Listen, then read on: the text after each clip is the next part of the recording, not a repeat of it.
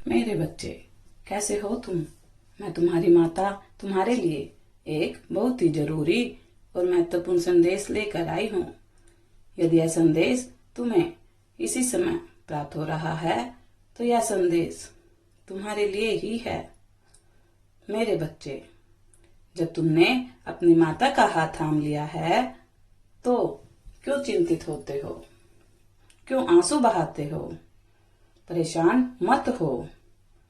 तुम्हारी माता सब जानती है कि तुम कितने बड़े संकट से घिरे हो। तुम मुझे भली भांति पता है। तुम्हारे शत्रुओं में कुछ ऐसे लोग भी शामिल हैं जो बहुत ताकतवर हैं, क्योंकि वह तुम्हारे अपने हैं। तुम्हारी कमजोरी जानते हैं। तुम व्यथित मत हो। मुझसे ताकतवर इस सृष्टि में कोई नहीं है। अभी जो तुम में लोग नीचा समझ रहे हैं उन्हें समझने दो।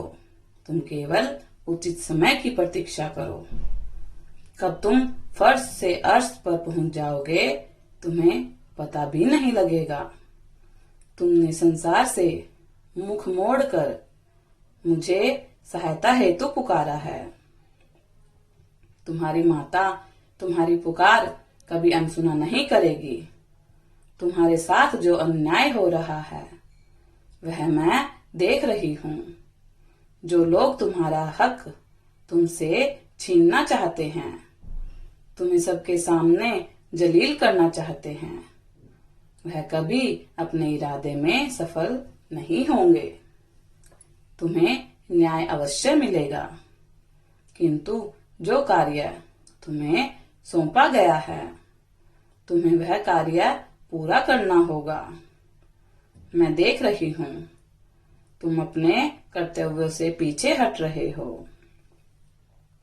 कुछ लोगों की बातों में उलझकर तुम अपना समय बर्बाद कर रहे हो। हर सुबह तुम कई कार्य करने की सोचते हो, किंतु बातों बातों में ही समय निकल जाता है। मेरे बच्चे, खुश रहना, लोगों से बातें करना, मौज मस्ती करना बहुत अच्छी बात है, किंतु अति बुरी है। एक निर्धारित समय तक ही मौज मस्ती करो, घूमो फिरो, उसके बाद अपने कार्यों में लग जाओ। किंतु तुम विपरीत दिशा में चल रहे हो। तुम्हारे व्यक्तित्व में भी परिवर्तन आ रहा है। तुम बहुत बातें करने लगे हो। किसी के सामने अपने रिश्तों, अपने परिवार, अपने आर्थिक स्रोतों का भेद खोल रहे हो। सावधान हो जाओ। आज जो अपना लग रहा है कल वही तुम्हारा राज पूरे गांव समाज के समक्ष रख देगा। मेरे बच्चे, एक ही गलती बार बार क्यों कर रहे हो?